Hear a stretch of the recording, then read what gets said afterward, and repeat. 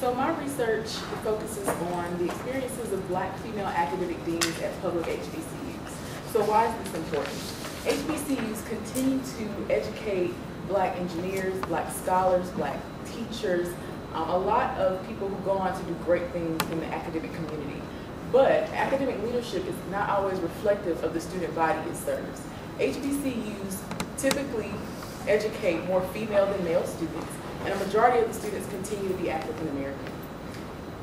Academic leadership does not always reflect this in that most of the academic leaders, as far as academic deans of colleges, are males. So my research went to investigate how many Black female academic deans are leading colleges at public HBCUs. So the literature tells us that for women in leadership, it's important that they not only create and seek formal and informal networks that allow them access to the deanship. When we look at how people become academic deans, it typically starts at the faculty level. You go from faculty to middle management, maybe a chairperson, to an associate dean, and finally an academic dean. Well, Black women only make up about 7% of the faculty nationally. So with them being in such low numbers in faculty, it's a lot less of them at the academic deanship position. The literature also tells us that Black women navigate a very specific area when it comes to academic leadership incongruity. So because they are fighting and combating those gendered and racial stereotypes, the ways in which they lead largely affect how they interact with their followers, which can be other faculty, other staff, and students. Leader efficacy is one's belief that they can motivate others. And so when academic deans, this occurs in change initiatives, leading a college, and buy-in for mission and vision.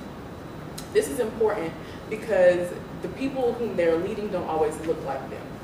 So with my research, it's a qualitative phenomenological study where I'm interviewing current Black female academic deans at public HBCUs to ask them questions about how they got to the academic deanship, how they felt that their social networks impacted their ability to not only have access to those positions and networks that align them with professional development, but how do they lead in their academic colleges.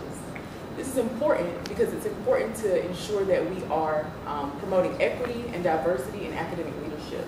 So at the end of my research, I hope to provide additional information about how we can create pipelines for professional development at the faculty and middle management level in academia. Thank you.